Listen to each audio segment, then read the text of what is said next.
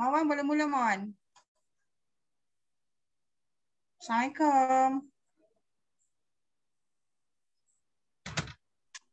Waalaikumsalam. Okay, Mawan silakan. Invite 3 testimoni kita dan baru Alina cakap.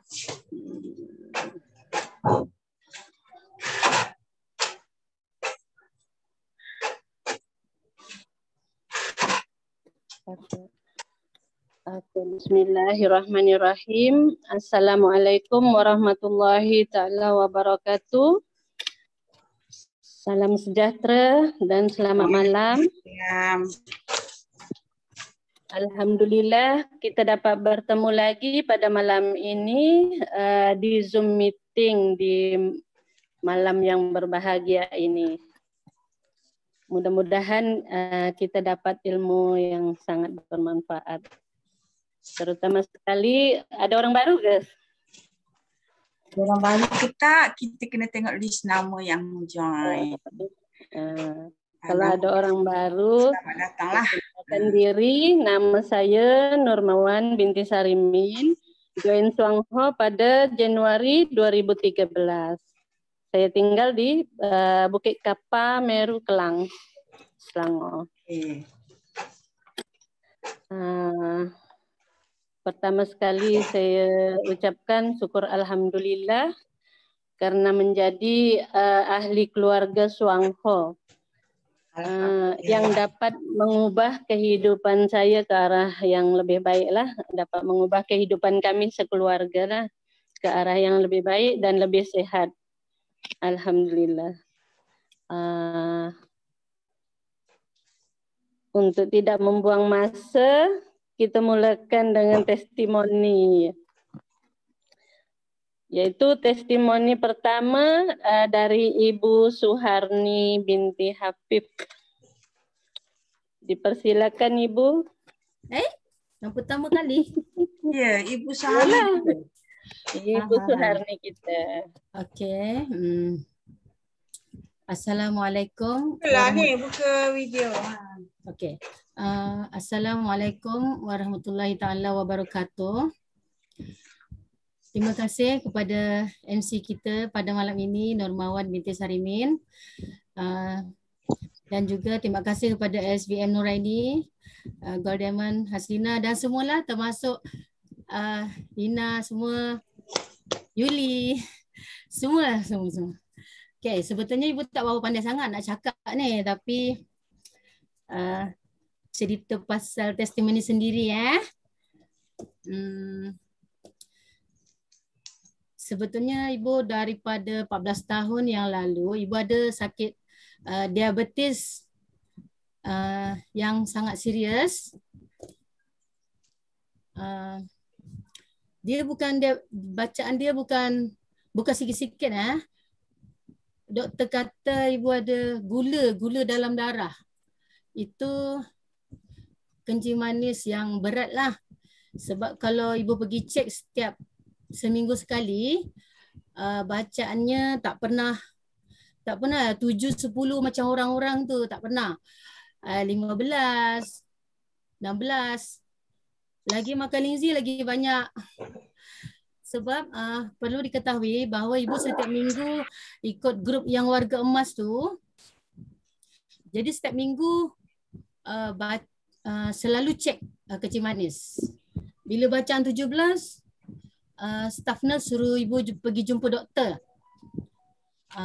Bagi ubat macam biasa. Ibu ambil lah ubatnya. Kadang-kadang takut juga nak makan kan sebab kita dah tahu ubat tu macam mana. Lepas tu ini makan banyak. Lepas tu dia curigalah kenapa tak turun-turun sebab 2 minggu akan datang nanti akan cek balik.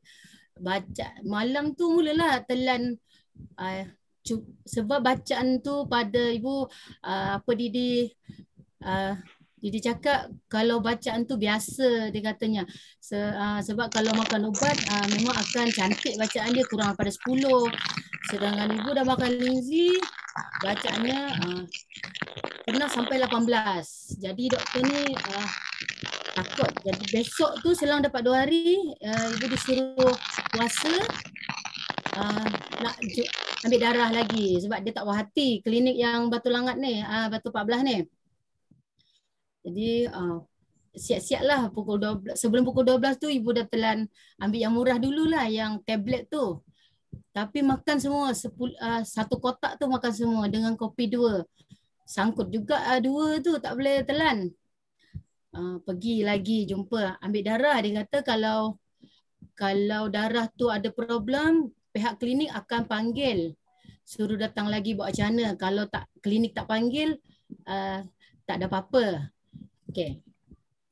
Tapi sebelum tu dia bagi tanda, bagi satu tempat tu untuk cek najis. Tapi ibu tak nak pergilah sebab langsung PKP. Jadi malaslah nak pergi klinik kan. Okay. Try cubalah makan YKB sebab YKB tu dah keluar masa tu. YKB makan. Ibu dapat reaction itu masa baru ni. Kak Wani, Kak Ani, masa mula-mula ke bila ni? YKB baru jelas ya? Saya? YKB ni baru jelas ya kan? Baru ni sebab bila cek tu ibu punya kencing manis tak pernah turun. Paling turun pun 15, 14. Itu bila Kak ni? Apa dia? Bila tu? Dulu kan? Dulu tahun lepas. Dah PKP ni tak pergi lagi sebab tak ada pergi senam wang harga emas tu kan. Dia jadi tak ada cek. Dan apa yang ibu belajar, dia kalau kita kencing manis ni, kalau kita tak ambil sarapan pukul 9, 10 ketah kan. Tapi ni tak ada. Jadi maknanya okey lah rasanya. Tapi bacaan doktor memang tak pernah turun. Okey, lepas tu tak tahu dapat 2 bulan lebih tu kan try lah YKB. Dapat reaction 4 hari tangan kanan ni tak boleh angkat. Tak boleh angkat. Lepas tu tak nak lah makan sebab sakit kan. 4 hari tak boleh buka baju, tak boleh pakai baju yang baju t-shirt tu tak boleh. Jadi kebetulan hari tu Mun, Yuli kenal Mun kan? Kenal. Kenal. Jadi ibu dia kata Mun makan YKB kan, alhamdulillah rasa macam Mun kuat, bertenaga kata dia. Kan ada dalam grup tu kan dia cerita macam tu lah dia cerita dengan ibu. Oh ya ke? Sebab lepas ibu dapat yang tak boleh angkat tu, ibu tak nak makan dah, simpan. Tak mau. Lepas tu dah dengar kata Mun makan je bu, tak ada apa-apa. Dia kata okey. Ibu malas sebab tangan kita nak buat kerja kan, jadi ibu stop dulu. Makan 1 je. 1 kalau mulanya makan 2. Makan 2 bancuh sebab dia pahit sikit kan. Bancuh. Okey, dengar Mun cakapnya tu, ibu teruskanlah sampailah ni. Tu je lah cara makan dia, bancuh dengan kopi je lah sebab Golden Melina cakap bancuh je sikit. Jadi tak adalah pahit sangat. Apa tu cakap lagi Lina kalau campur dengan yang sepur tak boleh lah nanti pahit katanya. Macam tu. Jadi buatlah macam tu sampailah sekarang ni. Sekarang ni ibu ada kemampuan sikit makan YKI Ganoderma powder. Itu mata ibu macam kelat-kelat sikit lah. Macam sekarang pun masih kelat-kelat. Yuli faham tak kelat-kelat tu? Faham. Faham. Kak ni. Ya. Selepas makan YKB ni turun bacaan tu? Tak pernah cek lagi. Oh, I see. Sebab klinik untuk yang Kak ni selalu cek tu, apa nama kan Kak ni kan ikut warga emas punya senaman. Seminggu sekali cek HB, gula dan darah tinggi, air semua kan. Tapi dia orang pelik lah sebab ibu kan dah 50 lebih kan. Jadi dia jagalah yang 50 ke atas tu dia orang jagalah hati-hati tu kadang-kadang klinik KK Batu 14 tu dia tak puas hatilah dengan result Kak Ani tu sebab kencing manis tak turun. Macam tu. Okey, itu je perkongsian testimoni daripada ibu. Nanti kita PM je lah siapa yang agak kurang faham dengan bahasa ibu. Okey. Okey, terima kasih.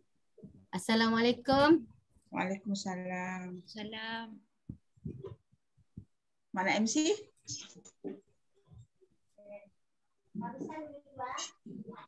MC mana MC? Mawan, ada ke? Oh, sorry, tak buka dengan speaker. Oke, alhamdulillah, terima kasih BM Suharni atas perkongsiannya. Mudah-mudahan boleh menjadi panduan untuk yang baru memulai mengamalkan produk-produk Suangho agar lebih yakin lagi. Lupa tadi nak ucap terima kasih pada Yuli dan Nizam sebab bagi peluang Kak untuk untuk jadi MC. Memang sentiasa memberi peluang kepada semua nanti. Okey. Dan seterusnya testimoni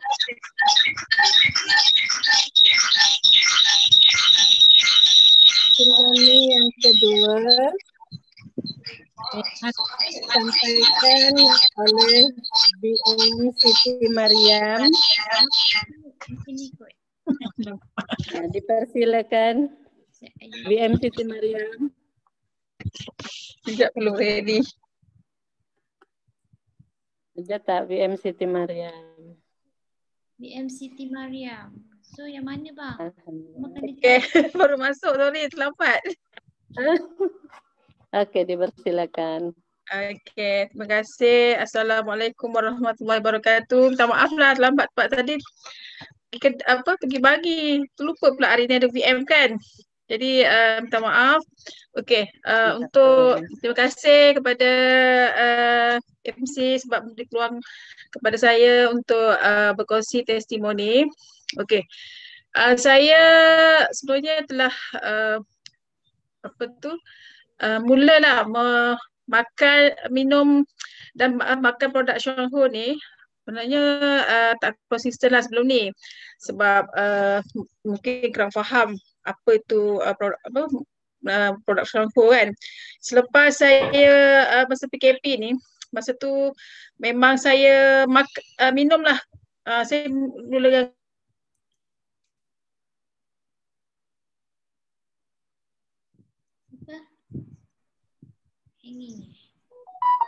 Hello? Hello? Hello? Sangkut je.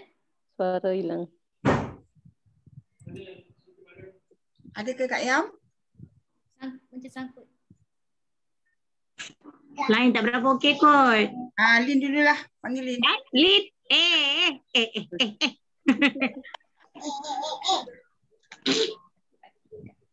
Oh, Kak Yam. Kak Yam, mana Kak Yam?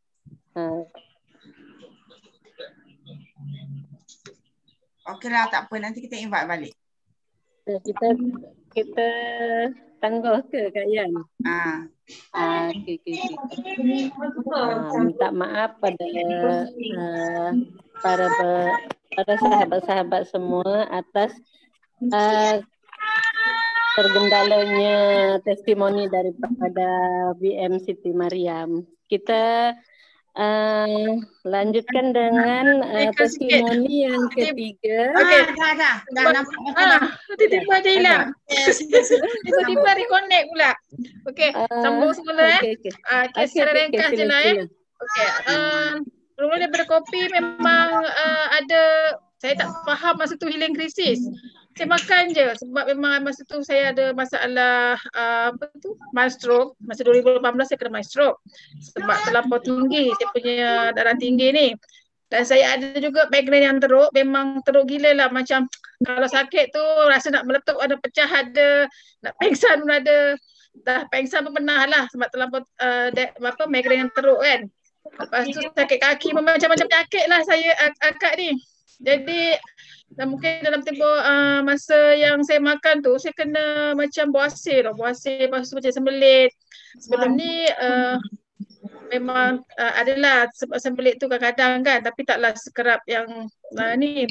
Lepas tu yang paling teruknya, saya tak boleh nak bangun. Saya nak bangun daripada katil tu terpaksa saya pegang besi, saya angkat badan. Nak buang air pun susah. Lepas tu saya tak sangka itu adalah healing krisis. Mungkin healing lah sebab sebelum tak macam ni kan. Jadi saya teruskan juga dan saya masa tu saya tambah lagi lah, beli Jaiho, tambah minum dengan Jaiho pula kan. Lepas tu saya minum tambah lagi Vitaking. Alhamdulillah dalam tempoh beberapa bulan tu saya rasa sihat. Kaki saya boleh jalan macam biasa. Saya pun boleh. Mana ni sakit-sakit kaki saya semua tak ada kan. Macam dah boleh jalan. Tak adalah macam menghensut kaki kan. Jadi masa bulan berapa tu? Bulan 11 tahun lepas tu. Saya kena lagi macam darah tinggi tu tinggi sangat lah. Sampai doktor hantar saya pergi naik pergi hospital lah, naik ambulans untuk ke emergency. Sebab saya pun masa tu dah faham pasal healing crisis. Mungkin sebab saya dah mula minum set perut, makan jahu, makan polen, macam-macam lah. Saya memang dah faham masa tu untuk sihat kan. Jadi doktor pun check lah semua darah semua.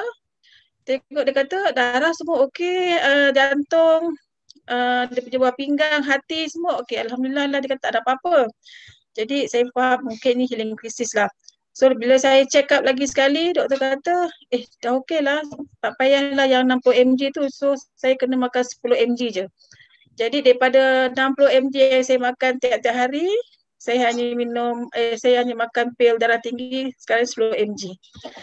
Dan saya pun dulu sebelum ni memang kalau kena panas, cuaca panas, saya akan sakit kepala. Tapi bila cuaca panas saya keluar, alhamdulillah lah, saya tak ada macam sakit kepala migraine ke apa kan. Jadi mungkinlah sebab salah satu daripadanya produk Syangho memang terbaik lah, sebab sebelum ni memang kita tak faham kan. Jadi kalau orang di luar sana memang kalau kita tak faham produk tu, kita memang minum aja, tak ada ilmu kan sebelum ni. Tapi saya bersyukur lah sebab jumpa Ani, Didi Ina, banyaklah kata memberi ilmu lah, memberi pahaman tentang kopi ni. Jadi saya pun sekarang ni kalau nak bercerita tentang kopi ni bolehlah kan. Confident lah sebab kita dah guna sendiri. Bermula daripada diri kita sendiri. Itu sebenarnya banyak lagi testimoni untuk keluarga saya lah. Tapi untuk malam ni saya rasa untuk saya dulu untuk produk yang saya gunalah untuk yang kopi, jahu, polen, Vitaking lah untuk saya sakit lutut tu. Dan alhamdulillah selama saya betul-betul guna produk ni dalam tempoh setahun, saya memang kalau demam pun selalu kalau demam seminggu dia pula larat kan. Tapi alhamdulillah hanya saya tak perlu pergi klinik. Cuma hanya saya amalkan minum teh lucun, kopi, lepas tu saya makan ubat demam 2 kali ke 3 kali, alhamdulillah dah kebal. Walaupun saya masa tu memang tak boleh bangun lah bisa sebab masa saya demam tahun ni sebab saya kan jaga mak kan. Saya jaga mak saya angkat, mak saya yang terlantar. Jadi masa tu peranakan saya turun. So saya akan kena demam urat. So alhamdulillah lah jadi dengan asbab makan produk ni kita boleh sihat tanpa ubat lah. Macam yang kita punya ni lah, sihat tanpa ubat. Jadi kita amalkan makanan yang sihat. Itu produk yang tu. Kalau yang satu lagi yang saya nak kongsi ni, Green Zee. Sebelum ni kalau Ani cakap Kak Green Zee ni kalau untuk telinga boleh untuk sapu. Saya macam tu, betul ke ubat gigi ni boleh sapu kat telinga? Tapi masa PKP, anak saya kena telinga bernanah tau. Ada nanah dalam telinga dia. Jadi saya tengok ada nanah dan darah. Lepas tu saya ajak pergi klinik ENT. Dia memang tak berani lah sebab sekarang tengah COVID kan. So dia dah nangis, saya pun cubalah guna Green Zee sebab masa tu saya macam nak kata was-was punya kan. Sebab masa tu memang tak pernah try pun. Tapi alhamdulillah saya cuba gunakan Green Zee tu, saya sapu kat telinga anak saya yang menanah tu. dan saya bagi dia makan Jehol 10 biji. Alhamdulillah dalam 3 hari dia punya nanah yang ada dalam telinga tu dah kering dan tak ada lagi. So sebelum ni saya pun selalu ada masalah telinga. Kalau saya pergi ENT lebih kurang RM300 ataupun 300 lebih lah untuk sedut dan dibagi ubat. So dengan hanya Greenzy yang 14 harga RM14, alhamdulillah telinga yang menanah pun boleh. So boleh recommend lah kawan-kawan kat sana sekiranya ada masalah apa kata telinga menanah ke kan, boleh gunakan Greenzy. Itu saja. Okay, itu sajalah untuk malam ni. MC. InsyaAllah. Alhamdulillah, terima kasih. Alhamdulillah, syukur. Terima kasih Kak Siti Mariam atas perkongsian testimoninya. Seronok tak jadi doktor untuk diri sendiri dan family? Oh, Mas seronok lah sebab sekarang ni pun anak-anak pun alhamdulillah faham pasal untuk sihat kan. Dah mula ini saya punya asing-asing untuk diri dia. So alhamdulillah dia orang pun faham sekarang. Tak payah makan ubat klinik lagi. Alhamdulillah. Terima kasih Kak Siti Mariam.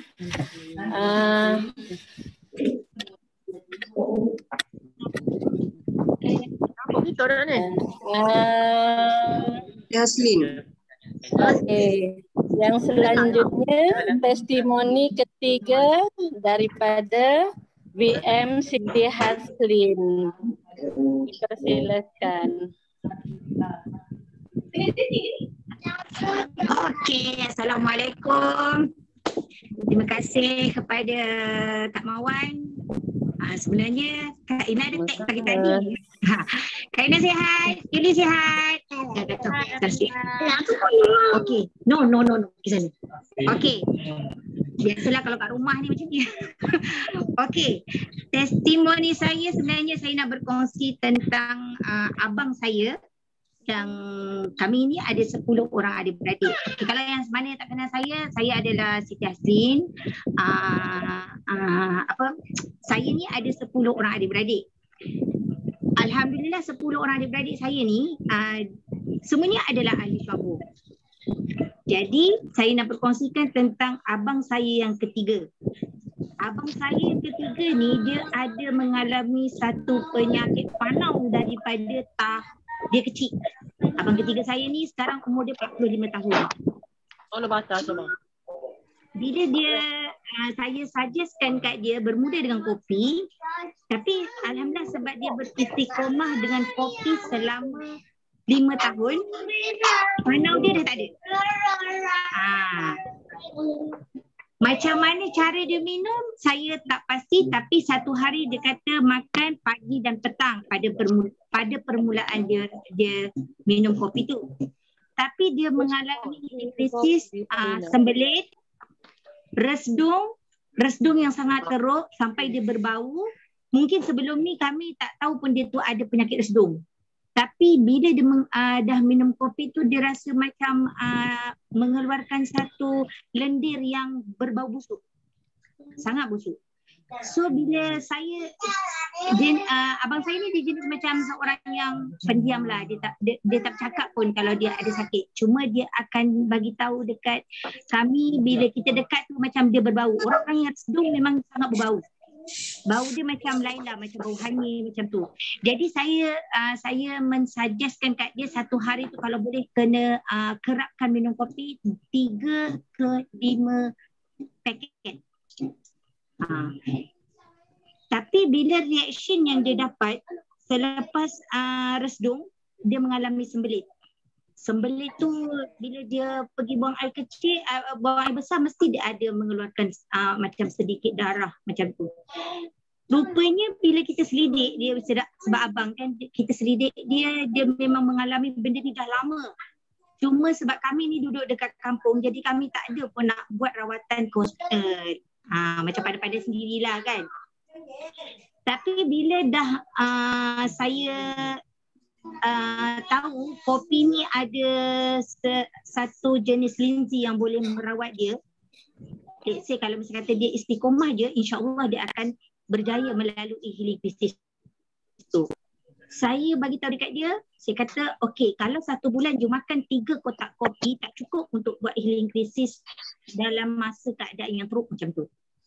Jadi saya masukkan dia, bagi tahu kat dia Nuti tablet untuk bagi penambahan untuk antibody dia.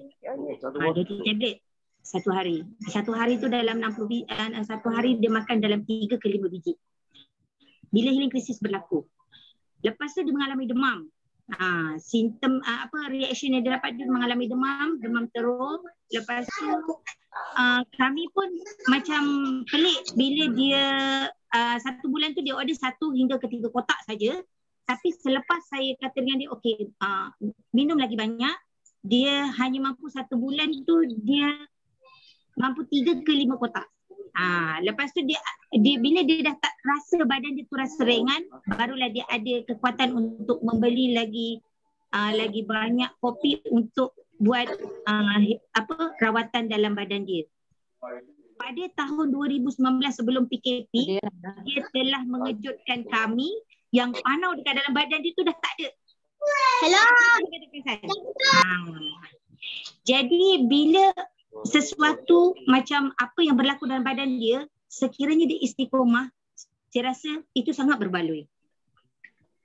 Sebab walaupun dia tak ada duit, tapi dia istiqomah sebab dia masuk ahli tahun 2015. Jadi sekarang ni kalau tahun 2021 ada dalam 6 tahun dia istiqomah menggunakan kopi. So saya rasa walaupun kita tak ada bajet ataupun kita hanya ada kopi, tapi kalau kita istiqomah, insya-Allah akan berjaya menghasilkan keluar kotoran-kotoran itu semua. So itu testimoni saya yang pertama. Yang kedua, adik saya juga, anak dia ada mempunyai seorang anak. Dia dah berkahwin. Kira berkahwin tu 5 tahun baru dia ada anak. Tapi itu pun bermula dengan kopi jugalah. Bila dia bermula dengan kopi, saya dapat anak yang pertama, diuji pula dengan anak yang pertama tu dengan berumur 7 hari dia kena batuk kokol. Batuk kokol ni setahu saya bila dia macam umur 3 bulan baru dia akan dapat suntikan. Betul tak? Tetapi dia belum dapat suntikan masa tu. Selepas dia kena batuk pukul tu macam batuk yang berulang-ulang sampai dia warded dekat hospital. So bila dia warded hospital, malam yang ke dia warded dekat hospital Temerloh. Jadi dia pun tak tahu nak buat apa. So dia call saya. Dia call saya, "Kak, anak saya masuk hospital." Ni anak yang pertama. Anak pertama, anak perempuan. Sebab dia 5 tahun tak ada anak. So bila dia ada anak, dia diuji dengan batuk pukul tu sebab dia belum dapat suntikan. Suntikan tu sepatutnya kena dapat 3 bulan selepas dia lahir. Maksudnya daripada umur kosong sampai ke 3 bulan tu dia kena dapat suntikan. Tapi belum dapat suntikan dia dah kena batuk pukul. So macam apa yang kita jadi macam mana, macam saya, apa yang saya tahu saya cuma boleh bagi tahu dekat dia, kena yakin benda ni sebab saya dah tahu Lindsay. So saya bagi suggest dekat dia. Tapi masa tu saya ada call Kak Ina, saya tanya Kak Ina macam mana saya nak buat untuk adik saya sebab adalah anak pertama. So macam takut kalau benda-benda berlaku macam ni. Jadi saya call Kak Ina kata cuba bagi YK2.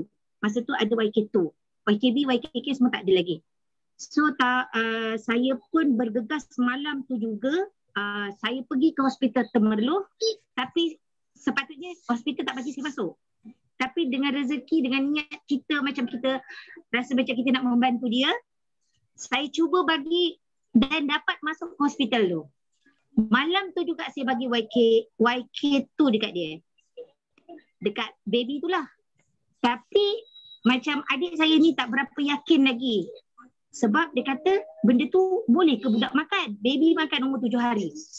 Tapi saya rasa benda boleh makan. Takkanlah kita tak ada cuba kan? Sebab saya rasa benda yang terbaik daripada kita bagi kepada doktor, baik kita bagi Lindsay kepada dia.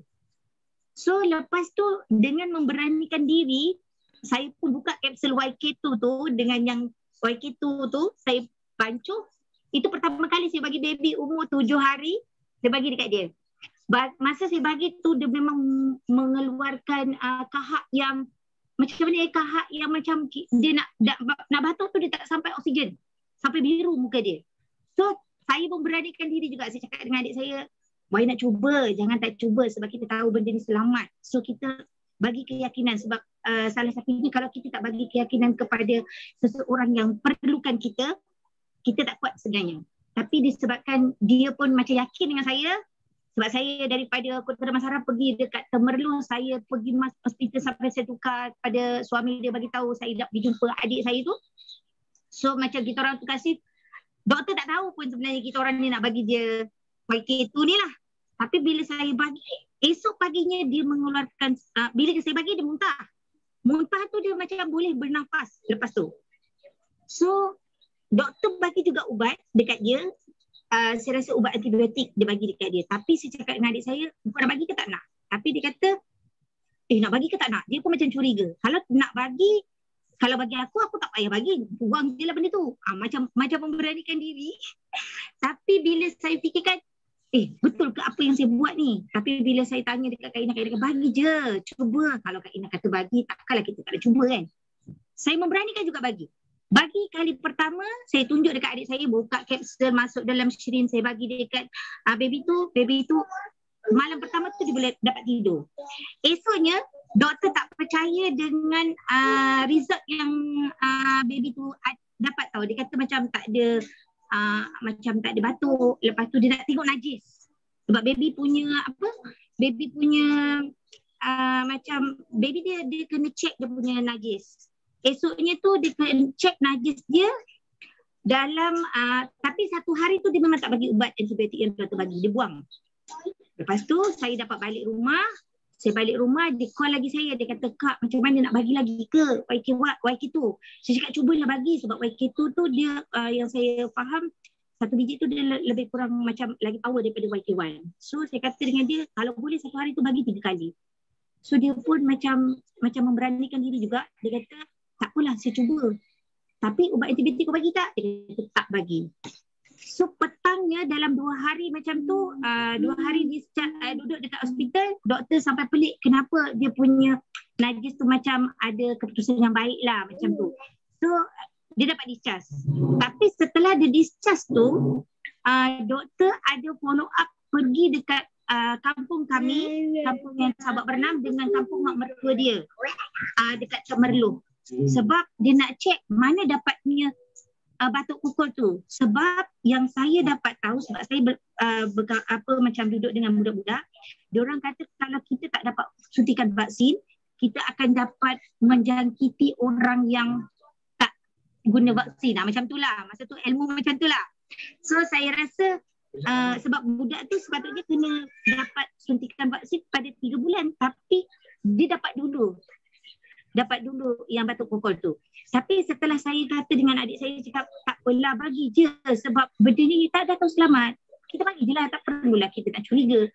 Bila dia bagi, macam doktor pun siasatlah juga dekat kampung kami mana dia dapat apa semua, ada orang dah suntikan vaksin ke apa semua. Lepas tu saya fikir, tak apa, kau cakap dia betul-betul, cakap macam tu. Tapi alhamdulillah lepas dapat discharge, maka adik saya ni macam, dia kata, oh betul lah, memang baguslah Lindsay ni. Sampailah kami ni, adik-beradik ni semuanya istiqomah menggunakan produk Syahbu. Dan ubat pun kami memang tak ada pun makan dan kami pun tolak tepi. So kalau walaupun kita ni dalam keadaan kesihatan yang kita rasa kita baik, tapi kalau boleh kita cubalah cubalah gunakan produk Syahbu ni secara istiqomah. Tak semestinya kita akan sihat. Kita akan dapat segala banyak penyakit, tapi kalau kita tak jaga, kita akan jadi segalanya akan jadi teruk. So kena berjaga-jagalah sebelum kita sakit dan perlu ada ilmu. Okey, itu je testimoni saya. Okey, terima kasih. Assalamualaikum Kak. Alhamdulillah, terima kasih banyak. Ya, ada yang nak tanya ke? Ya, adik saya nak tanya ni.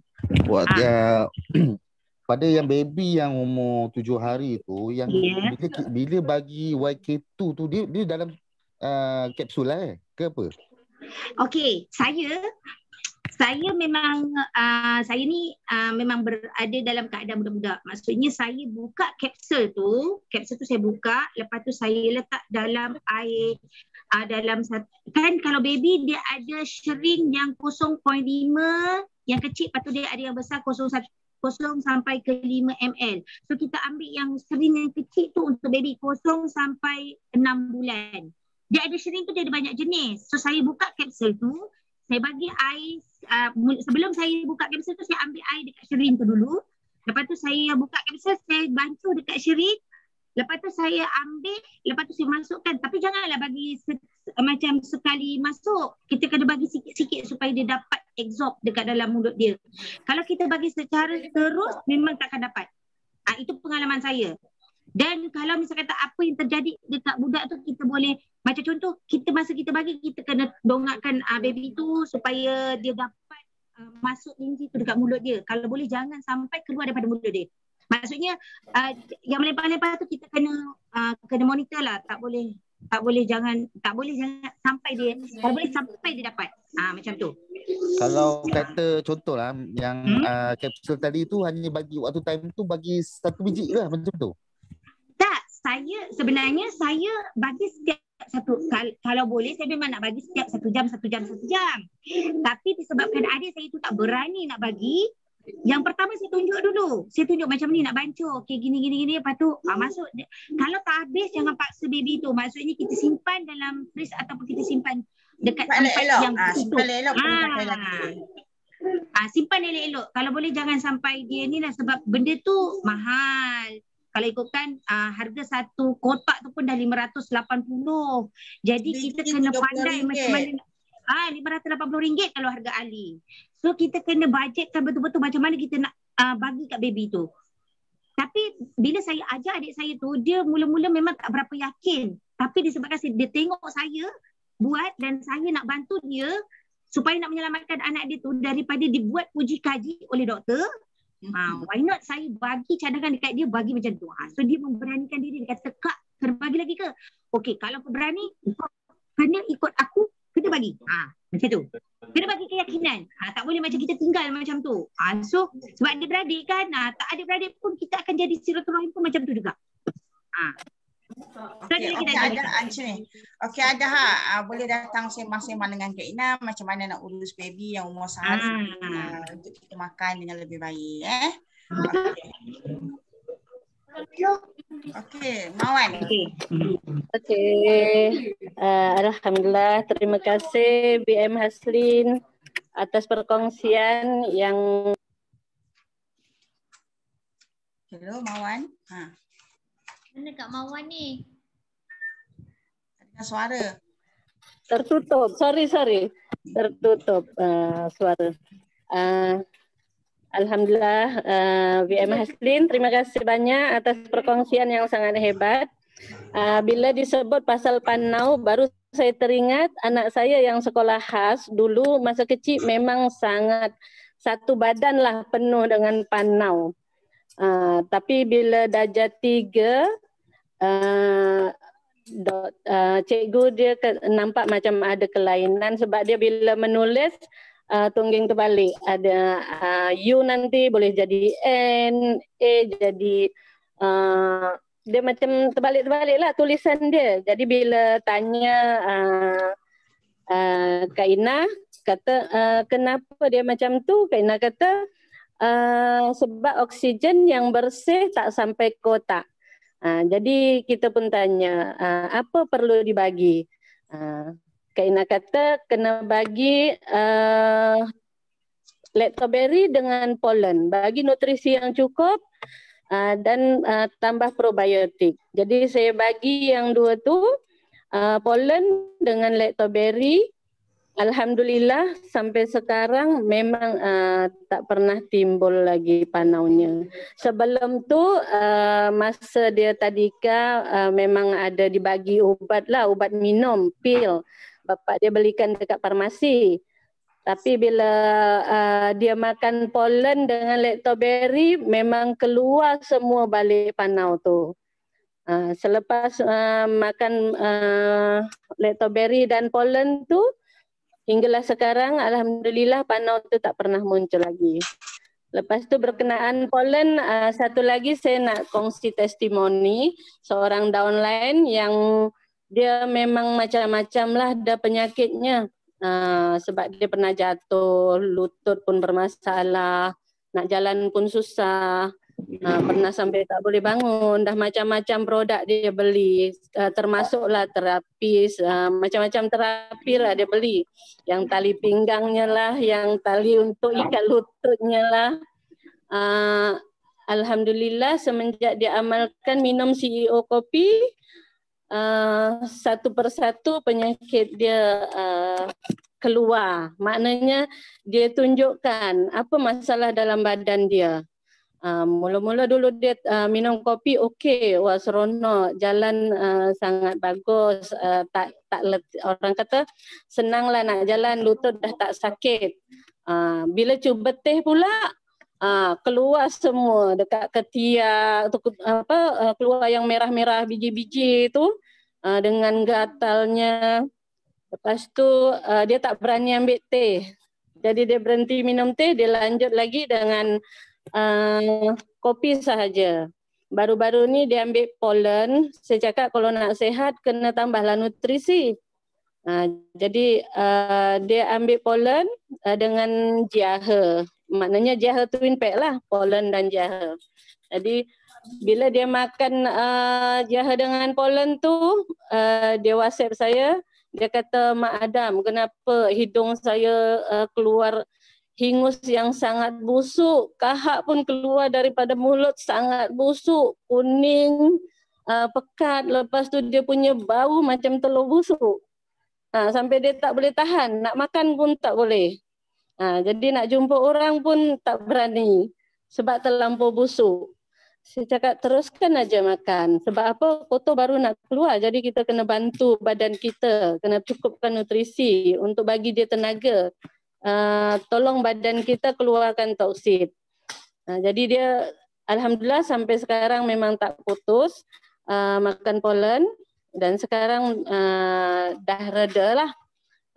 Hingus pun dah tak keluar macam dulu, tapi still masih ada lagi. Kahak-kahak tu masih ada lagi, tapi dah orang kata dah cantik, dah jernih. Sekarang dah bertambah sehat. Kalau pernah juga masuk hospital sampai 2 minggu sebab tak faham kan. Bila sakit, anak dengan suami tak faham, dia bawa pergi hospital sebab dia tak boleh bangun.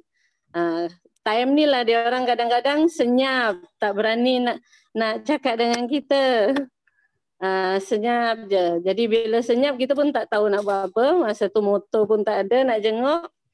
Jadi bila dia balik dari hospital, dia bagi tahu tapi dia sambung lagi pollen tu. Alhamdulillah sekarang dah bertambah sehat dah. Kaki pun dah semakin pulih. Itu aja. Okeylah, tanpa membuang masa lagi, kita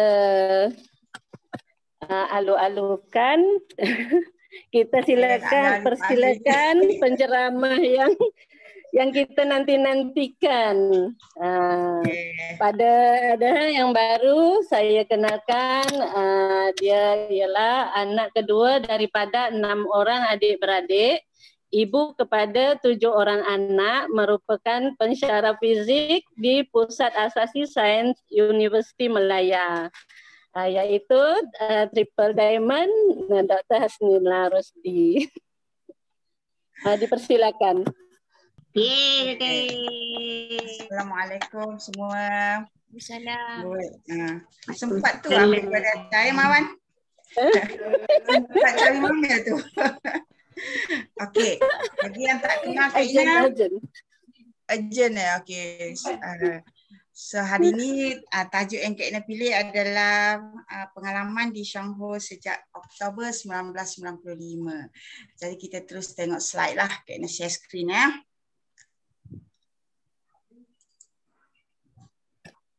tahu lah yang bawa dia. Nanti senang nak cari. Okey. Nanti aku malu buat sama tu. Okey ya. Okey, so pada yang tak kenal, so nama Kak Ina Hasrina binti Rusdi. So yang handsome ni husband Kak Ina, so Encik Harun Al-Rashid binti Ishak. Okay, sebenarnya Kak Ina plan nak share tajuk ni dari meeting ke-6 ke-7. Tapi tak apa, kita bagi laluan kepada orang-orang yang nak, kawan-kawan kita yang nak berkongsi dulu. So hari ni meeting yang ke-8 baru Kak Ina dapat mengambil alih untuk bercerita sehinggalah habis pukul 11 saat lagi. Okey, so cerita dulu pengalaman atau macam mana Kak Ina berkecimpung. So dah tentu bila kita nak berkecimpung dalam Syangho ni, kita kena buat pilihan lah, nak ke tak nak. Ini adalah sesuatu yang tak ramai orang yang berani buat. Tapi tanpa sedar sebenarnya memang kita kena buat pilihan hari-hari. Betul tak? Hari-hari kita kena buat pilihan. Sama ada pilihan itu betul atau tak betul saja. Okey? So pilihan yang macam mana? Nak makan linzi ke tak? Nak buat pilihan ni, nak makan ubat ke? So Kak Ina pun bermula dengan membuat pilihan lah.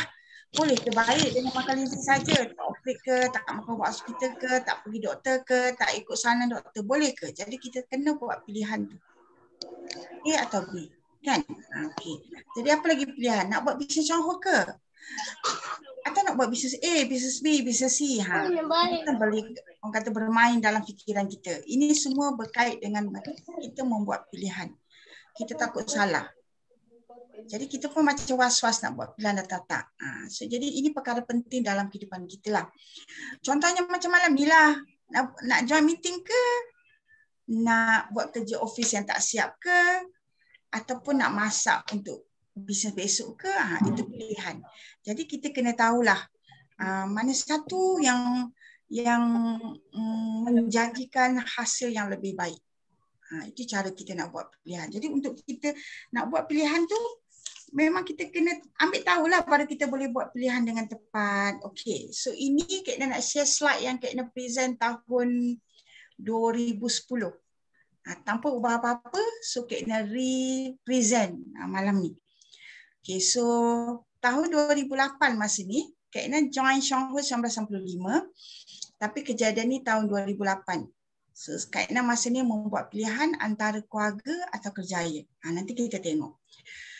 Okay, so Syangho nak buat part time ke, nak buat makan sendiri ke, nak tak mau buat bisnes ke, masa ni lah Kak Ina fikir nak buat turning point yang sangat hebat untuk Kak Ina buat decision. Yes or no.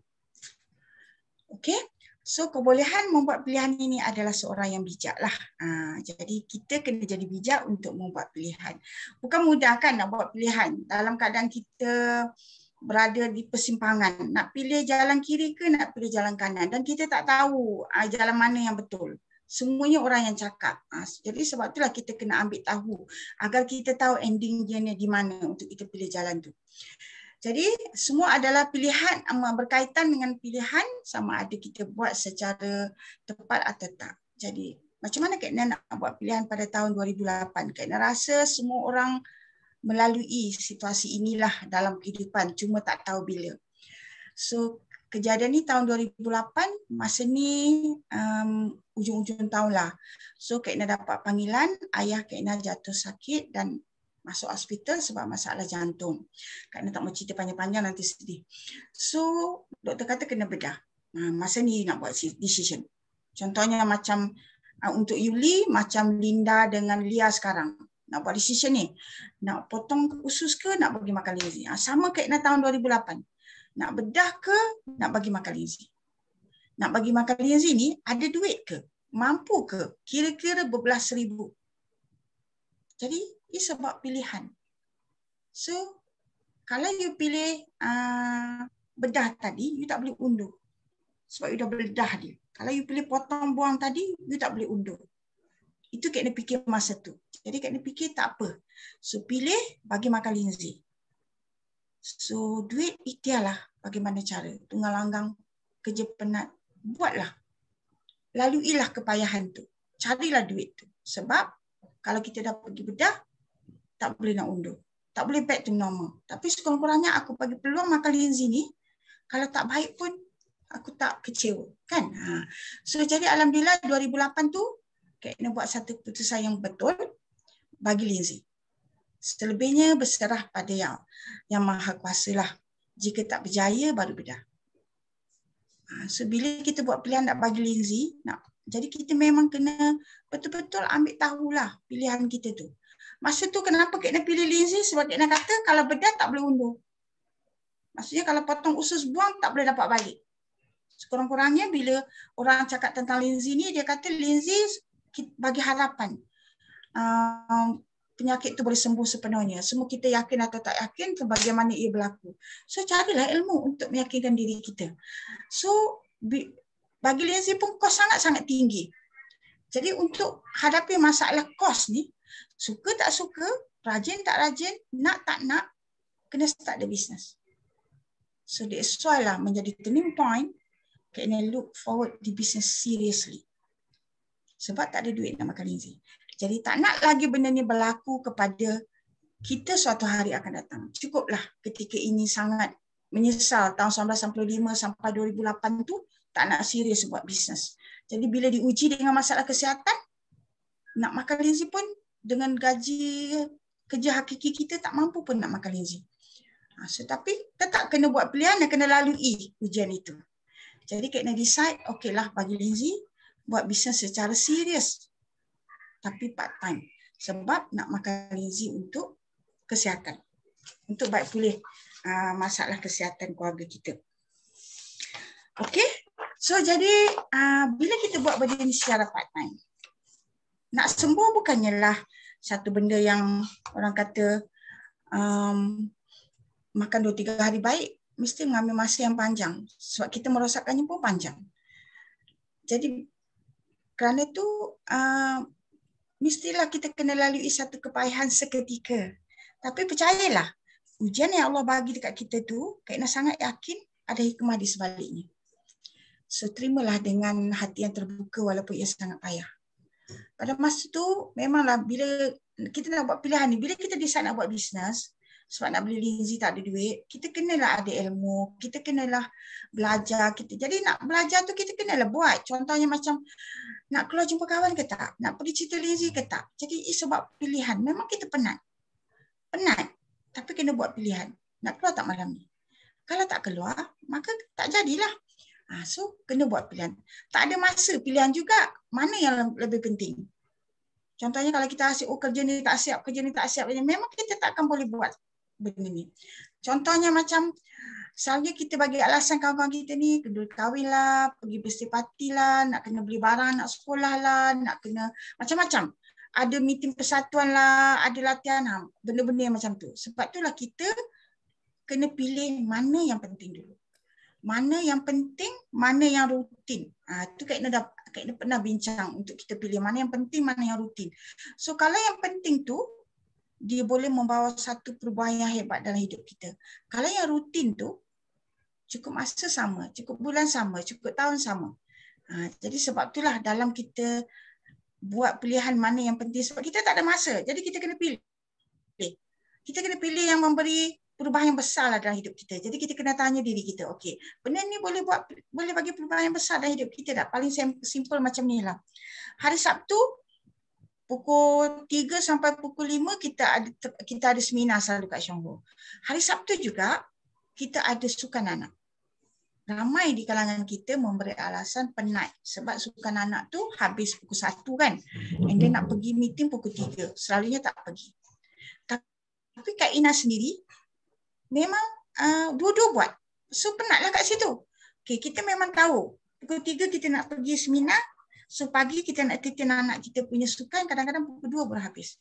So daripada ready siap-siap peralatan tu, kalau balik rumah memang tak keluar punya, memang penat. So daripada sekolah tu terus shoot pergi company untuk attend the meeting. Kalau perlu bawa baju, bawalah. Tapi kita dapat buat dua-dua. Itu kita kena buat pilihan. Kalau kita pilih penat tadi, maka kita tak dapatlah apa yang kita nak buat. Okay, so itu bagaimana kita nak memulakan perjalanan kita lah yang sangat sukar ni kita katakan.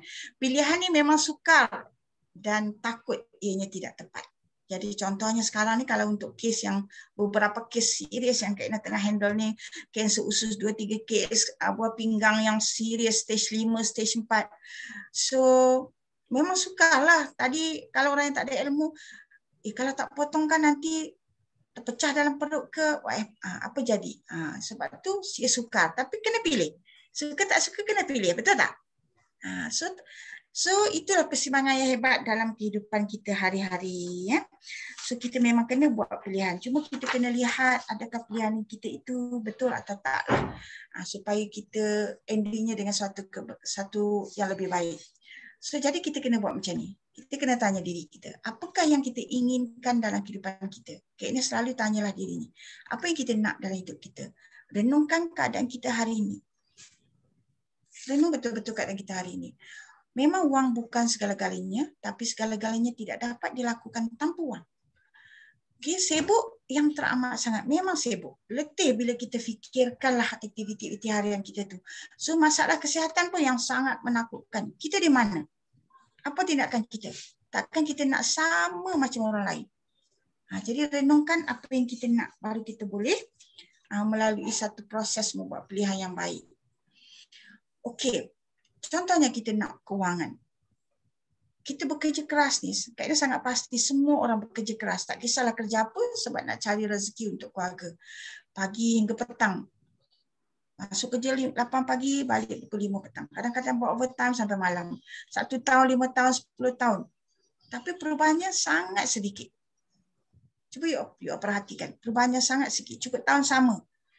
Jadi kalau biasanya kita pilih cara makan gaji atau berniaga kecil-kecilan tu macam itulah. Habis 10 tahun, 20 tahun sama juga. Tak ada perubahan. Okay, so tetapi tetap kita kena bekerja keras. Cuma cara tu kena betul.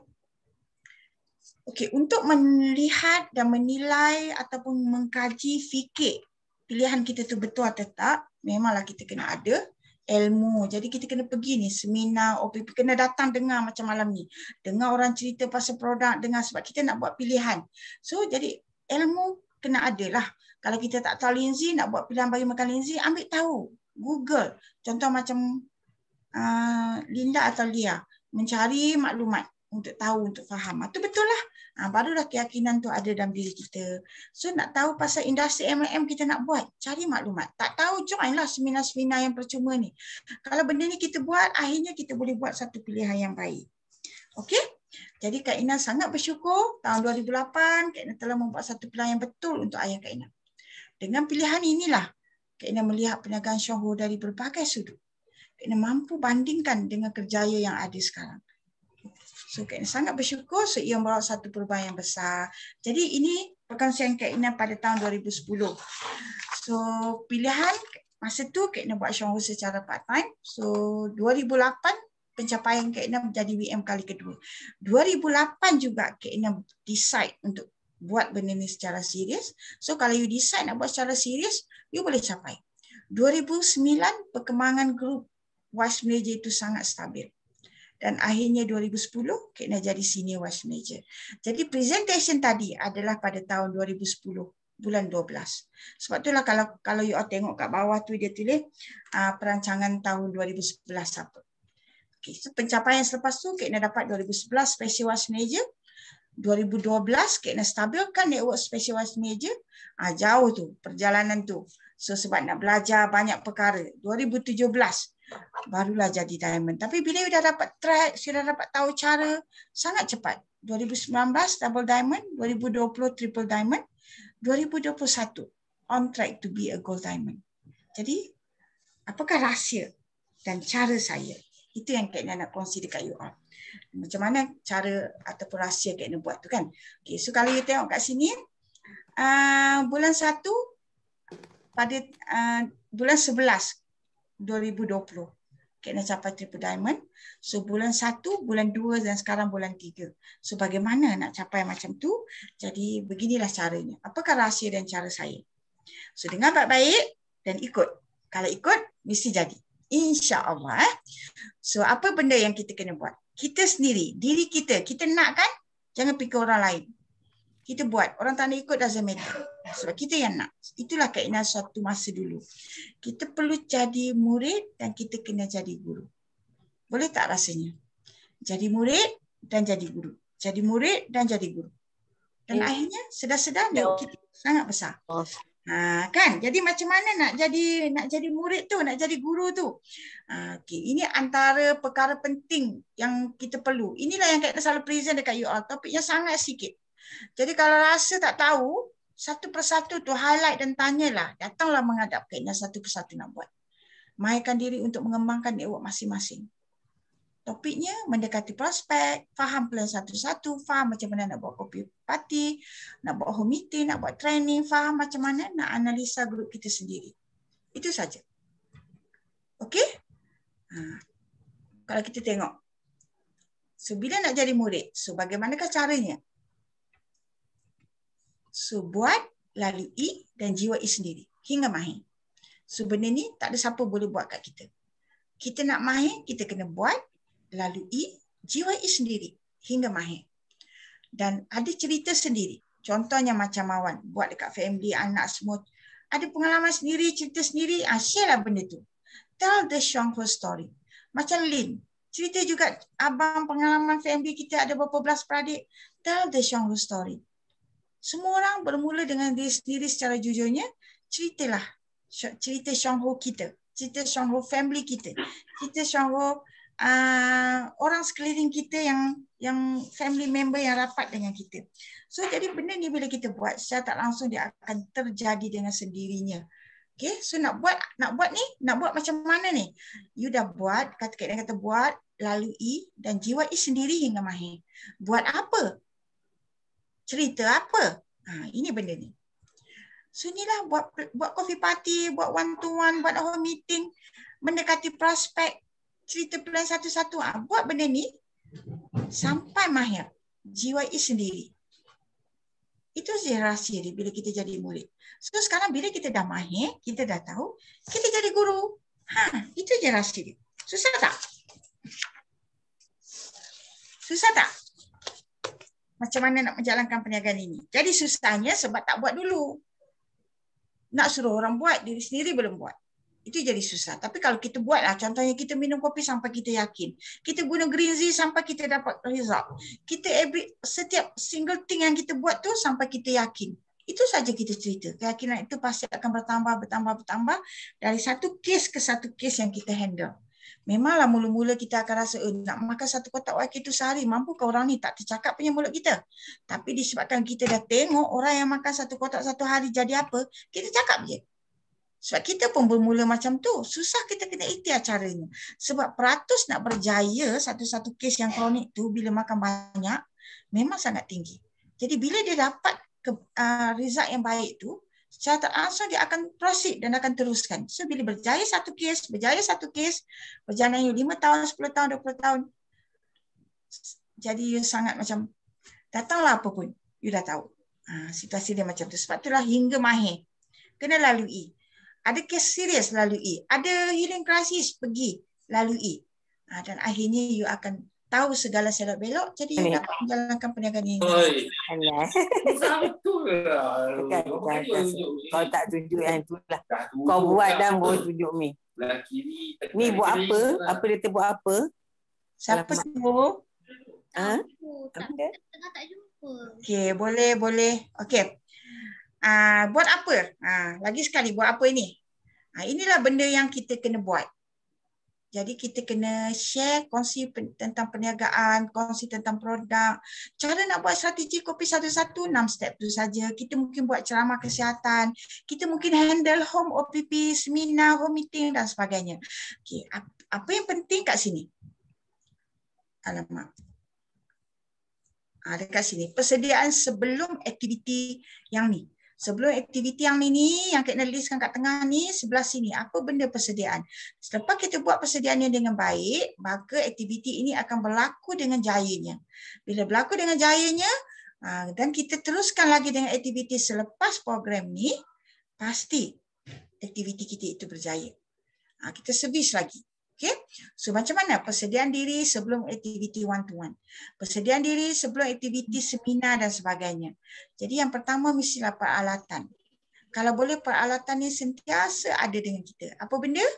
So nota untuk cerita kopi. Kalau kita nak buat, kalau kita nak start dengan cerita kopi. Kak Ina rasa inilah the best point untuk start dengan mudahnya. Sebelum kita dapat cerita yang lain dengan detail. So jadi nota untuk cerita kopi.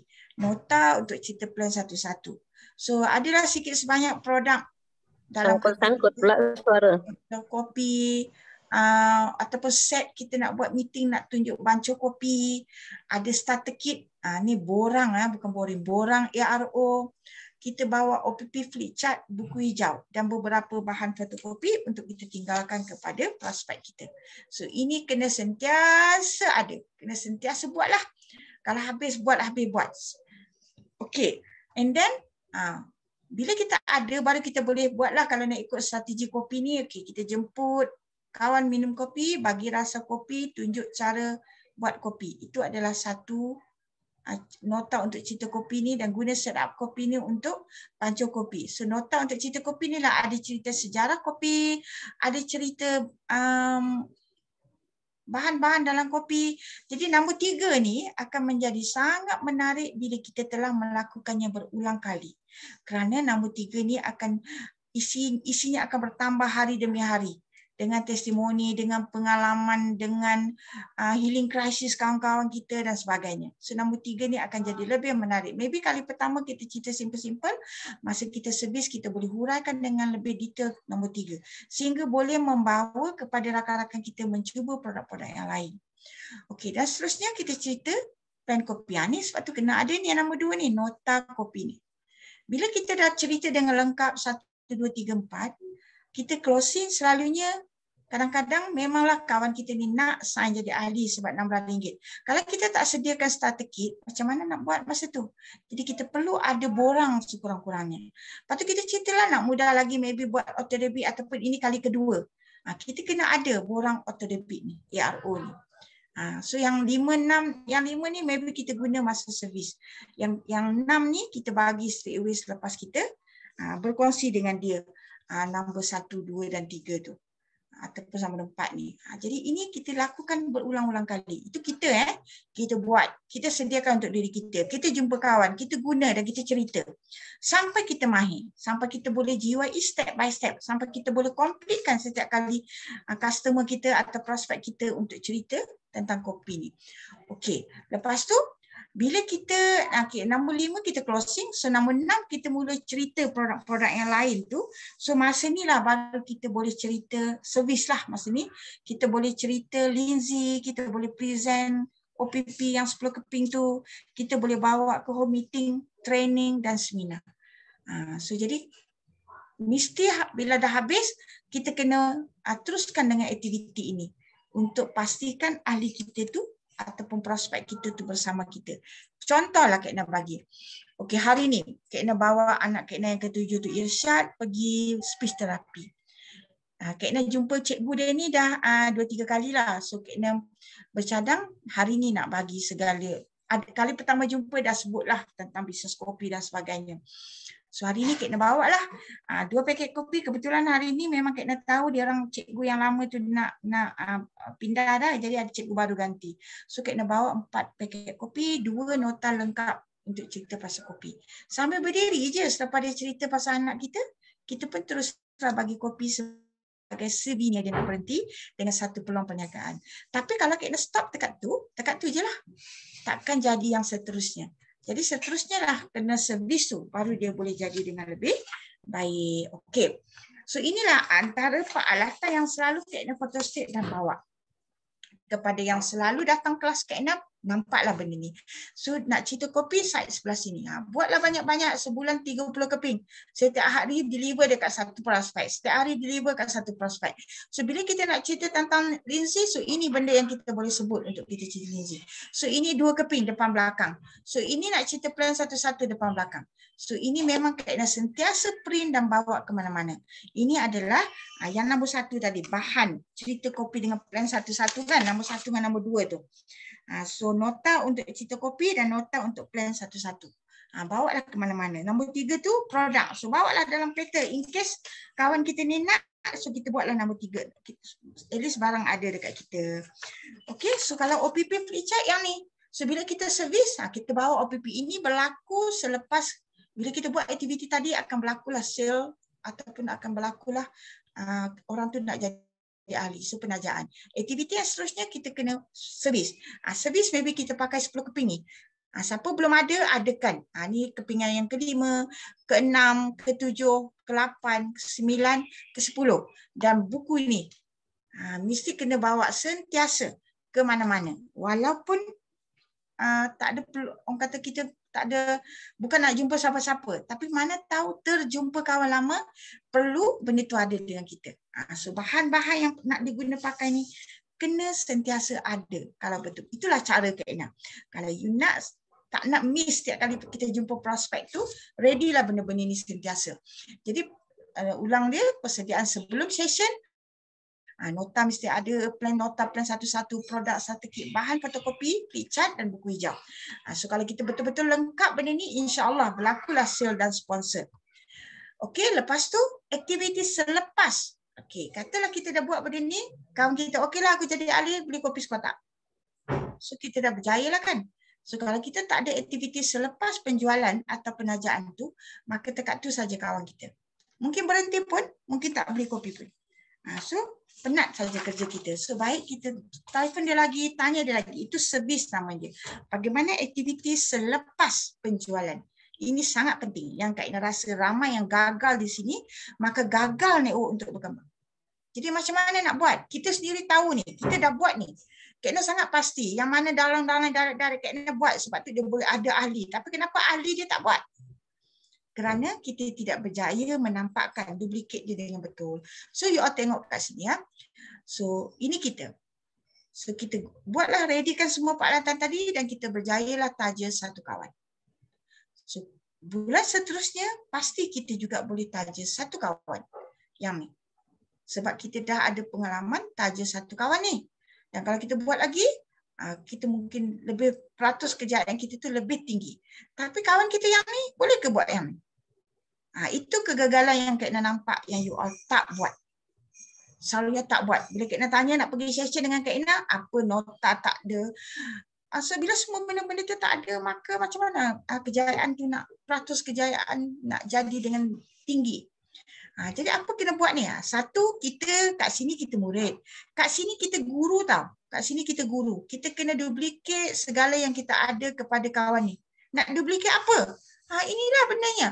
Servis atau memberi perkhidmatan. Untuk mula tu, kita kena duduk sit down dengan kawan ni. Dia nak bisnes ke, dia tak nak bisnes ke, itu cerita lain. Kita kena bagi dia faham kenapa dia minum kopi. Kena bagi dia faham kenapa dia guna green tea. Dia nak menjadi pengguna selamanya pun tak apa. Tapi kita kena pergi dekat dia, cerita, bagi segala nota, bagi maklumat yang lengkap tentang segala benda yang dia guna. So dari situ kita boleh nampak dia nak bisnes atau tak. Kalau dia nak bisnes, kita mula dengan ajar dia buat senarai prospek. Buat senarai prospek ikut tempat, ikut keluarga. Kadang-kadang dia tak tahu, dia rasa macam tak ada kawan. Yang mana tahu tak payahlah tunjuk sedetail ni. Yang tak tahu tu, tunjuklah. Buat senarai supaya dia nampak, wah ramailah kawan dia sebenarnya yang dia boleh pergi cerita. Lepas tu cakap dekat kawan kita ni, readykan benda-benda ni. Ni kita ready kat kita je. Kita dah pandai dah sebab kita dah ada nota, Kak Ina dah bagi nota, Kak Ina dah bagi, so you open dah foto state benda tu kalau datang sini sentiasa dapat. So pergi cerita dengan kawan, tapi tak duplicate kat kawan tu. Itulah menyebabkan tidak berlakunya yang ni. Bila tak berlakunya yang ni, so sebab itulah hilang dan hilang. Tapi kalau kita duplicate betul-betul semua benda ni, so tanya diri sendiri, kawan-kawan ni kita dah buat tak? Kita dah pergi cerita tak? Sama ada one to one ataupun kita panggil buat home meeting. Doesn't matter. Janji kita kena sampaikan segala yang kita ada ni kepada kawan kita ni. Baru dia boleh dapat kuning yang level kedua tu. Dasarnya barulah berlaku macam ni. Baru berlaku macam ni. Dia akan terus berlaku daripada 2 jadi 4 jadi 8 dan jadilah 16, 32 dan sebagainya. Kalau tak jadi macam ni pun, orang ni akan tahu cari orang yang lagi satu. So bila dia berjaya cari orang yang lagi satu dengan peralatan yang lengkap ni, maka dia boleh cari yang lagi satu. So jadi kita kena duplicate apa yang kita ada. Kalau kita guna ni, yang ni lah bagi. Dan tapi kita juga boleh kata whatever cara yang you guna creativity you, janji ada benda ni. Sama ada nak buat A4 size ke, nak buat half A4 ke, nak buat whatever bentuk. Janji ada bahan. Kalau nak cerita kopi, ada nota kopi. Bagi dekat orang yang dalam kita yang nak bergerak tadi. So kalau kita bagi benda-benda yang macam ni, barulah ia berlaku. Apa yang berlaku sepatutnya selepas penjualan tu. Okey, so itu servis dari segi bisnes. Bisnes maksudnya kita nak buat bisnes, kita lengkapkan diri kita dengan segala peralatan tadi dan kita pergilah buat appointment, ikutlah 6 step tu kalau kita buat plan kopi one-on-one. Kalau kita just nak cerita kopi, lepas tu nak cerita Rinzi, whatever, tak kisah. Tapi tetap kena ada appointment dan jumpa dan bercerita. Bercerita tu kena ada material di tangan tadi. Kalau tak ada, peratus kejayaan dia sangat rendah. Okay, let's say lah berjaya, dapat sekotak kopi dan kawan nak. So apa nak berlaku lagi bila dia minum? Ini lagi satu yang kena buat. Tadi bisnes tau. Sekarang servis juga. Tapi servis tentang keyakinan produk. Kawan kita itu guna produk. Contoh macam Kak Ayam tadi, Kakak Siti Mariam tadi. Kan dia mula-mula dulu dia guna berhenti sebab apa? Kurang keyakinan. Tapi disebabkan senior WM Nora ini pergi juga cerita, bagi tahu. Akhirnya dia faham. Bila dia faham, tergolek pun minum lagi. Terus lalui proses ni. Jadi proses ni pun satu part yang lain. Servicing ni ada dua lah.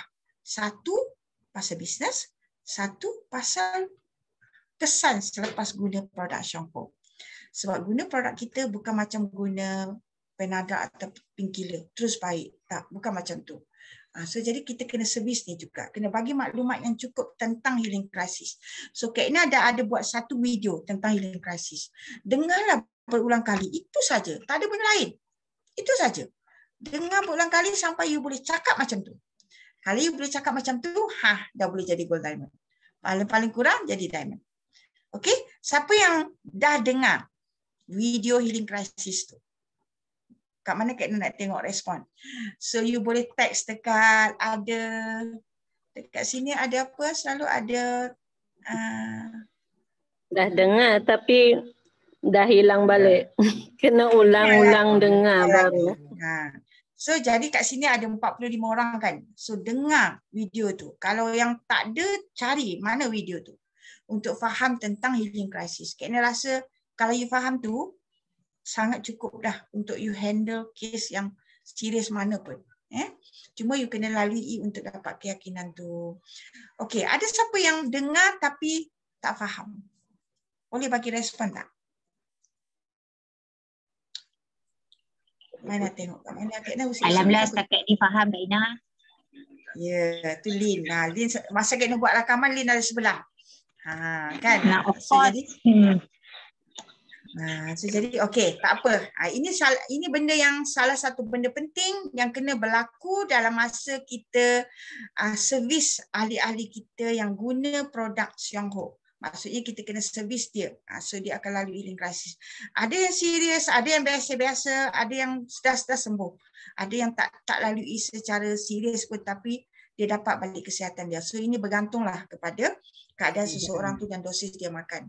Okey, so bila berlaku kita boleh cadangkanlah yang seterusnya untuk membantu badan kawan kita tu atau prospek kita tu melalui healing crisis ini. So ini adalah servicing tentang healing crisis selepas makan produk. So kita kena fahamlah benda ni, kita detailkan, cerita betul-betul. Dalam video Kak Ina tu adalah cerita ni. Okey, so kat sini kita tengok aktiviti kita. So servicing tu ada dua. Persediaan sebelum yang Kak Ina cerita tadi. So kita buat aktiviti ni pasti akan berlaku penjualan dan penajaan. Dan selepas tu, so kita boleh divide lah. Kita nak servis ni pengguna ke atau bisnes, ahli-ahli dalam network kita. Kita perhati dan tengok. Kalau bisnes, kita go to bisnes. Kalau pengguna, kita go to pengguna. Biar dia jadi royal customer kita walaupun dia tak nak buat bisnes. Jagakan orang kata hubungan tu agar dia terus menjadi pengguna tegar kita. So kalau orang tu seriously nak ada bisnes, kita tak perlu ramai orang yang nak serius bisnes dalam network kita. Kalau ada leader lebih kurang 5, 7, 13 cukuplah. 5 pun dah cukup baik dah sebenarnya. So jadi setiap yang dah nak buat bisnes, yang declare kat kita nak buat bisnes, kita pastikan dia khatam semua yang kena jadualkan di sini. So kawan-kawan kat sini yang belum mahir atau belum khatam segala topik-topik ni, cubalah masterkan. Kak Ina dalam Zoom meeting ni memang kita cuba cover tentang produk dan tentang bisnes. So kita belum cover ini secara detailnya. So maybe next ataupun 2 kali meeting lagi Kak Ina boleh buatlah topik 1, topik 2 ni satu persatu sampai habis. Healing crisis Kak Ina dah buat. So satu persatu ni pula. So kat sini semua kawan-kawan kita dah cover. Apa lagi belum? Kak Ina rasa yang belumnya LD dengan APC kot ataupun seasoning. The rest semua kita dah cover. So kita boleh ulang balik. So bahagian ni kalau ini kita dah buat, sistem kot yang belum buat sampai habis dah. So mungkin yang ni kita boleh ulang balik lah. Jadi semua benda ni kalau kita betul-betul nak menjalankan perniagaan Xionghu, topik-topik ni kena ada, orang kata kita petik jari lah untuk menjawab segala persoalan. Silibus dia sangat sedikit. Inilah Universiti Xionghu. Dia punya structure, dia punya bahan yang kita kena mahir untuk kita graduate at least dengan vice major, senior vice major, special vice major. So masing-masing lengkapkan diri masing-masing untuk kita menjadi, orang kata, best student and best teacher kepada network kita. Best leader. So kalau you ada benda ni, so insya-Allah memang segala hal, segala urusan you boleh jawab. Contohnya pembentangan OPP, you boleh present dengan sangat bagus. Menguruskan penolakan bila ada rejection, kita boleh urus dengan baik. Faham tentang marketing plan system dan sebagainya. So ini sangat penting. Jadi leader dalam setiap grup tu cubalah buat training secara mingguan atau bulanan, Zoom meeting yang kecil-kecil untuk ahli grup masing-masing faham segala topik ini dengan lebih baik. Okey, jadi bermula dengan diri kita. Kita tengok bermula dengan diri kita, kita terus mantapkan diri kita dan ahli kita satu persatu. Dan network kita pasti akan berkembang. Kita lakukan benda ni berulang kali. Contohnya, Kak Ina sediakan peralatan sebelum buat one-to-one dari dulu sampai sekarang. Walaupun dah segalanya ada dalam fikiran kita, tapi terus prepare setiap kali nak jumpa orang. Sebab bila ada bahan di tangan, baru kita boleh cerita dengan lebih baik dan boleh tunjuk. Kalau kita tak tunjukkan peratus untuk orang tu faham, lebih rendah lah. Jadi cikgu kan kalau buat peta minda dengan bagus tu, student akan faham. Kita cuba ringkaskan dengan lebih baik, student akan lebih faham. Tapi intipati dia kena lengkap. Sebab tu kena ada nota tu. Kena bagi nota tu kepada student kita, prospek kita, untuk dia dapat faham. Jadi kena buat. Jadi bermula dengan diri kita dan terus berkembang-kembang dan akhirnya memang tak sedar. Network sangat cepat, orang kata, grow dengan sihatnya. Kalau kita guna chart ni, kita plot graf kita, kita boleh dapat dalam bentuk yang eksponen. Itulah plan satu-satu for PCO. Ataupun you buatlah apa-apa calculation dalam pencapaian bulanan kita. Kalau dia mencapai daripada vice major, senior vice major, special vice major, memang dia naik secara eksponen yang sangat tinggi. Perbezaan antara dari masa ke semasa. Okay, so sebelum tu Kak Ina nak share ni. Ini penting. Kenapa? Kita nak ajak kawan kita buat bisnes tau. Kalau kita tak boleh tunjuk ni, macam mana kawan kita nak nampak? Kalau kita nak servis kawan kita untuk bisnes, memang you kena clear. You boleh tunjuk slide ni. You boleh tunjuk yang mana dengan plan satu-satu ini hasil dia. Tak faham, belajar sampai faham. Betul ke chart ni? So betul ke benda ni berkembang macam ni, boleh jadi macam ni? So kita kena perjelaskan. Benda ni penting untuk yakinkan kawan kita. So ini pun satu benda yang sangat penting pada Kak Ina. Jumpa siapa saja untuk orang kata, bila orang kata nak dengar bisnes, Kak Ina akan present ni dulu. Sebab nak nampakkan dia kita di mana. So jadi kalau kat sini kita tengok, orang kata 4 sumber pendapatan yang ditulis oleh Robert Kiyosaki yang ada dalam dunia kita hari inilah. So yang kebanyakan kita berada di sini employee. So kita tanya prospek kita, you berada di mana sekarang? Employee. Kalau you berada di employee, you CEO pun, you tetap berada di kuadran ni dan dalam situasi active income. Kalau you self-employed, you kerja sendiri buat apa? Contohnya, ada kedai makan. Tetap you berada sini. Di sini maksudnya you ada pekerjaan yang you boleh bagi dekat orang. Yang ni you ada kerja tapi you tu kerja you have a job. Kerja tu kerja you. You tak boleh bagi ke orang. Yang ni you ada pekerjaan yang you boleh bagi. Contohnya you ada restoran, you nak cari tukang masak. You ada job tu untuk bagi kat orang. Itu adalah self-employed. So kalau kita berada di sini, you tengok kat sini. Population tu maksudnya dalam dunia kita ini, sejumlah orang berada di E dengan S ni adalah 90%. Kebanyakan orang berada di sini.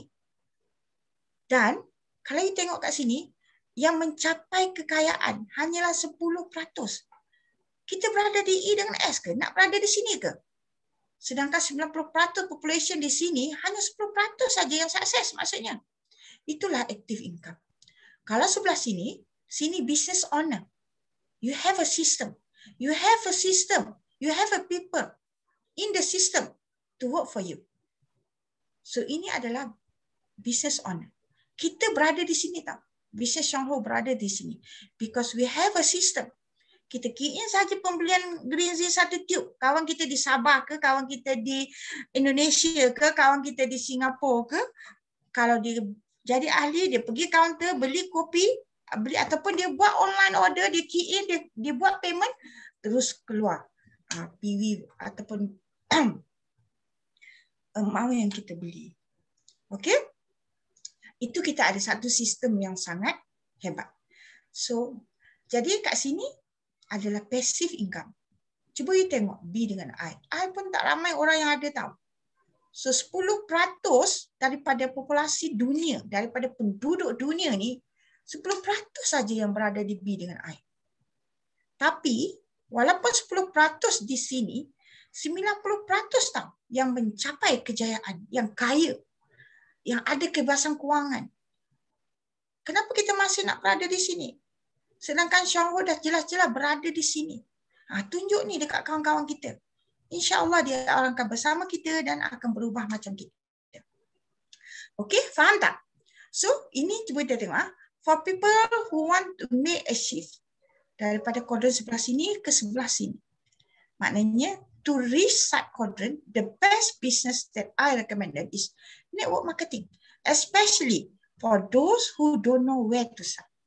Ini pandangan jutawan. Ini adalah salah seorang antara jutawan dunia yang bermula dengan kehidupan yang susah tapi akhirnya jadi jutawan. Tapi dia berada di bisnes, bukan MLM lah. Tapi bila dia faham, dia kata kalau ada peluang, memang dia kalau boleh reverse, dia nak start dengan networking. Dia lebih mudah. Sebab tu dia recommend dekat kita for those yang tak tahu nak buat apa. The best business that I recommend. So, Shangho berada di sini. Nampak? Okey, kalau kita tengok. So, kalau kita tengok jenis income, kalau yang tangga ni adalah yang E. Kat sini jelas-jelas you tengok. Bila naik sup itu boleh tukar kat tempat kecil tau. Supnya tak rasa tak apa. Berhari ni. Kawan boleh mute tak? Okay, thank you. Okay, so kat sini kita tengok. Dekat sini ni umur kita. Kalau kita pilih employee, sampai umur pencen tetap dia akan jadi macam ni. So, you tengok umur kita makin meningkat tau. Tapi kesihatan kita, bagaimana di sini? Kewangan kita, bagaimana di sini? Takkan kita dah sampai sini baru kita nak sedar? Takkan kita sampai sini baru kita nak tanya? Silaplah aku dulu tak start, tak buat preparation. Tak ada guna dah. Sekarang, masa kita berada di sini, maybe kita berada di sini, di pertengahan atau di kuadran yang 3/4 ni, maksudnya masih ada peluang untuk bila kita pencen, kita mendapat kehidupan yang lebih baik. So, ini kalau makan gaji. Ini, yang ni self-employed. Yang hijau ni pun self-employed. Sebab kalau yang ni perniagaan yang jenis tak ada modal lah. So, you jual rumah, commission, you jual kereta, you dapat commission. Kalau yang ni, yang jenis negatif dululah. Negatif dulu. Negatif dulu tu maksudnya kalau you buat self-employed ni restoran, you kena ada modal dulu. Kan ada modal dulu. Lepas tu you kena work untuk certain period. So baliklah modal tu. Lepas tu masa ni you masih muda tau. So you larat untuk buat, maybe you buka kedai sampai 24 jam. Jadi you dapat untung yang besar. So nak bandingkan dengan orang makan gaji, memang kita nampak yang ni hebat. So Chuang Ho, networking dia adalah this one. Kalau you perasan tadi, kita berada di sini kan. Ni. So plan 1-on-1 tu dia leverage income. Memanglah bila kita tengok start ni, memang semua orang tak nak join kita. Sebab dia orang lebih banyak ni. Makan gaji pun lebih banyak, ini lebih banyak. So tapi dia tak sedar, kita kena projek di sini. Projek di sini. Biar masa ni tak apa, kita makan gaji, kita buat apa, buatlah yang fast money yang you ada. Tapi terus jalankan yang ni. Sebab yang ni suatu masa, dia akan jadi terus naik tanpa stop. Bayangkan usia you di sini, kewangan you di sini. Dan kita makan produk yang jaga kesihatan tau. Kesihatan kita makin tua makin baik. Bukankah kita ada satu kehidupan yang lebih sempurna? Jadi kita kena nampakkan lah ni. Kita dah nampak sekarang. You ada nampak sebab tu you buat bisnes ni. Sebab tu you join meeting ni. Tapi nak ajak kawan yang tak nak join tadi. Print chart ni. Cerita heart to heart dekat dia. Biar dia nampak. Biar dia fikir. Kalau kita tengok ni kan. So yang ni, employee ni masa dapat duit. Kalau you kerja kilang, you kena buat overtime, dapatlah banyak. Kalau you yang ni, self-employee ni, self-employee ni kan, ini masa juga dapat duit. Kalau you buka kedai sampai 24 jam, untunglah. Tapi limit dia tetap ada. Sebab 24 jam, esok hari lain dah. Macam tu juga yang ni. Tapi yang ni, business owner, yang sistem tadi, own a system tak? Dalam sistem tu people, kita letak people. So yang ni mana ada limit kalau kita tengok. So ramai people, makin ramai. Yang tadi kita tengok dia grow, tak ada stop tu. Kan yang ni makin banyak. Ni kewangan kita makin banyak. So bila dah banyak, kalau kita nak join kat sini pun boleh. Akhirnya kita berada di dua-dua ni. Nampak tak? Sebab tu kita bermula dengan RM16 saja. Kenapa kita tak nak bersusah? Sedangkan yang ni kita dah tahu dah end up dia macam mana ni, tengok. Takkan dah sampai baru nak sedar. Sini akhirnya. Banyak kawan-kawan kita yang akhir di sini dalam keadaan yang tak ada kesihatan, tak ada kewangan dan tak ada segala-galanya. Makin tua, makin suffer. So, berpindahlah ke sini. Kalau kita tahulah sini ni, ini janjinya. Sekurang-kurangnya di sini, ini janjinya. Jadi kena buatlah. Tak buat mana nak dapat. Okay, Kak nak harap you faham apa yang Kak nak cuba nampakkan di sini untuk kita sama-sama menyampaikan benda ni kepada ramai, especially orang-orang kita yang belum betul-betul nampak the business Chuang Ho. Okay, tengok ni. Yang ni, cuba you ambil Excel, you plot. Beginilah graf dia. Sama macam graf yang biru ni. Okay, so ini adalah aset tau. Kenapa Kak nak kata aset? Network yang kita bina ni, income yang terus naik ni, kalau kita meninggal, kita boleh warisi. Tapi jadi diamond dulu. Kita boleh warisi kepada anak kita. Anak kita meninggal boleh warisi kepada cucu kita. Itu yang menjadi satu orang kata semangat yang Kak Ina tak pernah